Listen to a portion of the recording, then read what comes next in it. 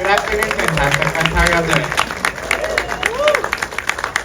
Hopefully you've recovered and you're drinking coffee and you're having a wonderful day. You are here to see Dead Talent Society, which is a wonderful film. We'll talk about that in just a minute. Let's do our housekeeping. First off, this is a very funny, very gory movie, so it's a lot of fun, and it's about dead people, and you will die if you talk or text during this film, so you don't want that to happen. Then you're stuck competing for ghost influencer points, and that's no fun for anyone. Well, it's fun for us because we get to watch them do it. So one of the great things about Dead Talent Society is it's a lot of fun. Someone described this to me as what if you were doing Beetlejuice, but in a modern era. I referenced it in kind of my housekeeping, but ghosts are competing to be the biggest influencers in the world because that's how you get to stick around as a ghost. It has a lot of heart, it is very funny, there are a lot of really gory deaths that y'all are gonna get to enjoy. I think they literally just arrived, but I do want to know if Director John Hsu has made it yet. Oh, yes, would you like to say anything?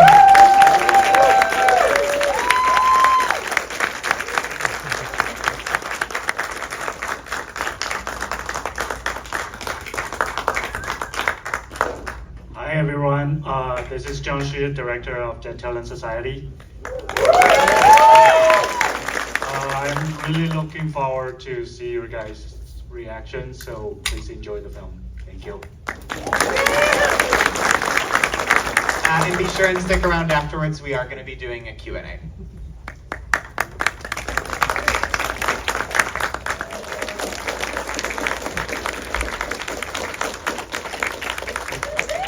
Please help me welcome Director John Hsu back to the front of the theater.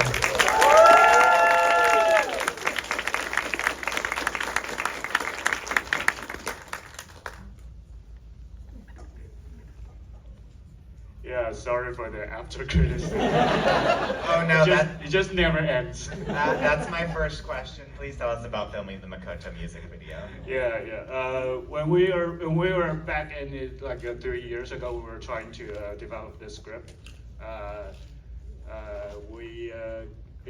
We almost immediately decided that we're going to make the character Makoto like a pop singer back in '90s. So the most exciting thing for us to do is to make this music video. It's probably like more motivated than making the whole film. Yeah. Well, it pays off. Since I saw this film about 3 months ago, I've been dying to ask you about that. Makoto is maybe my favorite character. It's so much fun. Yeah, it's like I remember when we were like just like what I said. It's like when we were like discussing the background for that character. I think me and the other scriptwriter and also the whole team are not actually discussing the plot and the character arc for that character. We're all like throwing ideas about what the music video should look like. Yeah, it's like the only thing we care about. Money well spent and time well spent, I'll say. Okay. So next question, I would love to know, when did you decide you wanted to set your ghost movie in the world of like YouTubers and influencers? Like, what was so captivating about that to you? Yeah, I remember the first time I had this idea was after I made my first feature. This is my second feature, and my first feature was a proper horror film. It's called Detention. And it was so serious, and also it's a political drama, like a psycho horror, political drama kind of film. So it was quite intense. And so after that, I spent my time off for several months. And I remember I was taken by my producer to another horror film's premiere. And I'm not usually easily get scared by horror films because I've been like watching too many of them. So I was like during the whole screening, I was like really sleepy and cannot get scared while everyone in the audience were like screaming everywhere. I was like feeling out of place. And suddenly I remember there was one scene in the movie, the ghost in the horror film was like crawling in the dirty public toilet. And but I can totally see how hard she's trying to scare me as an audience, but I just couldn't got scared. So I started to feel sorry for her. I was like, I know how hard you're trying. I know how hard you're doing every trick you can just to scare the shit out of me, but I just can't feel a thing. So I remember in the end, I was like, shed a tear for her, feeling like totally empathizing, like she as a ghost, not as the actress, as a ghost, how in vain that is, how fruitless that is if there's a job. So that gave me this idea to tell the story as a ghost perspective. And also then we start doing all kind of researches, and then I figure out why I feel so sorry for her, because we're living in this era like that. Yeah. Like everyone is trying to grab attention, everyone is trying to make ourselves seen, and it's like the only purpose for our existence, which is kind of sad to me as well. As a filmmaker, I think it's the same. Yeah, no, I think we're all fighting for the attention economy presently. One of the great things, I think, is that this film has certainly caught the attention economy. You've been traveling the world with it. Can you tell us a little bit about that? Yeah, because it's a Taiwanese production, so it's really hard for me to imagine that what kind of the audience would, what kind of the reaction would Western audience would think. Then we got into Toronto. I remember when I was in the first Midnight Madness screening, I was totally in shock because a lot of jokes are actually traveling quite well, especially the coriander one. I don't know you have that, like, so many coriander haters here as well, because it is a big thing in Taiwan. You either love coriander or hate coriander, so it's like you cannot. There's no middle ground. Yeah. I love coriander. Me too. Last question, and then we'll give a chance for the audience to ask some questions. If you were a ghost, what would be your killer move? I'm totally going to disappear.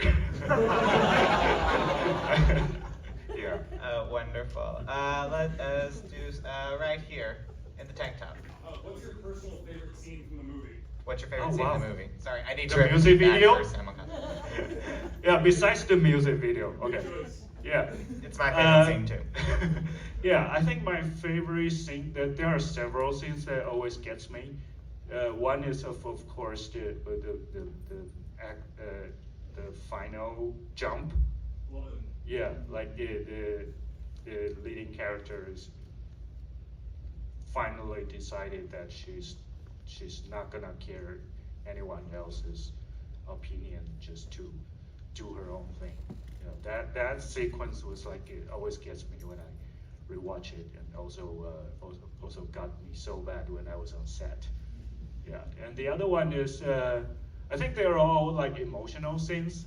Yeah, the other one is when the leading character, when she got laughed at on the show, on the talk show, and she threw the license on the ground and said that, "You go fake it, I'm done."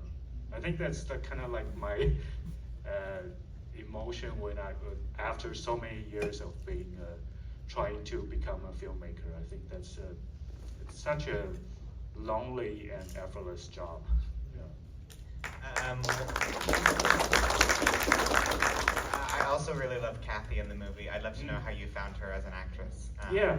I know Sandrine, the actress who played Catherine, for like I think it's more than 2 decades, because we went to the same film school together, and then she became a quite popular actress after she graduated.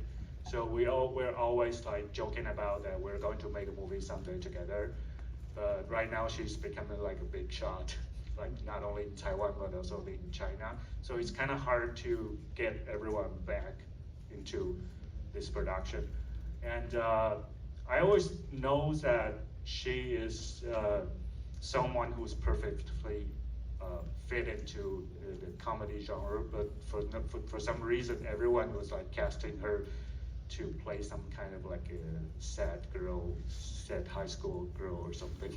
So yeah, it's kind of like we finally get to see the other side of her. Yeah. It's great. She's so funny in the film. Yes. Another question right here. How many giraffes? How many giraffes are in the Yeah, movie? glad you asked. I don't know. I actually don't know. This is one of my my thing. It's like whenever I make a short film or feature film or commercial or music video, I'll definitely put a bunch of giraffe in it for no reason. Yeah, the trick is to make sure it's in the scene, it's on camera, but if you are focused enough to the plot, then you'll never notice that. But if once you notice that, you'll never, you're never able to unseen it. I think it's like 20 something. Yeah, but I can never tell because sometimes the art department would throw in some giraffe without my knowledge. I did not even notice. I mean, I remember Yay. giraffes, but I didn't realize there were so many of them. I have to go Yeah, back and they're watch. like, and they comes in all kind of forms. Sometimes it's, if you can read Mandarin, there are also the play on words about giraffe in it, and they are like a giraffe pattern eye mask, and a bunch of like different size of figurine, and sometimes it's like a drawing on the wall, stuff like that. Amazing. 20 something. Good Easter egg for a rewatch. Okay. Yeah. Up there. Yeah. Are there any fears with an international audience missing some of the message now that you did make it, almost for an Eastern audience? Like obviously the references to a lot of the J horror, a lot of the long hair. Are there any references you're afraid we might miss? The question is around. Sorry, we're simulcasting. The question is around. Are you worried at all about jokes not translating across cultures? I think that our strategy is to make sure there are enough jokes, different kind of jokes for everyone. So I think for the core message of the film, it's kind of universal, so we're not worried about that. In terms of jokes, I think if coriander can land, then I guess it's no problem. Yeah, we'll kind of make sure that it's not going to be too cultural based. Yeah, like the J horror knowledge you mentioned, like for example, like Jessica's killer move is the ring. Mm-hmm. Like you're definitely going to notice that. But even if you never seen the ring, then you can just treat it as like normal curse video. So I guess it's fine. I also think so much of the film is trading in a lot of horror tropes that just everyone knows and are just part of our like cultural lexicon, and kind of deconstructing them, which is one of the things I love about it. Thank you. And also there are like almost every ghost in the film are from Taiwanese urban legends. So if you're familiar with like Asian urban legends, you'll probably heard one or two in them. Yeah.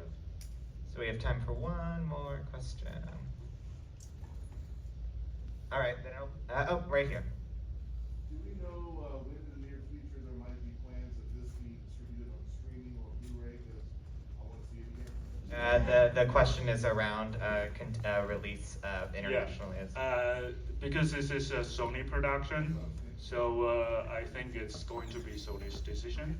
But they are planning on the global distribution, so I think it will get released someday. But I don't really know anything about it. Yeah. Well, thank you so much, John. Thank you. Thank you guys.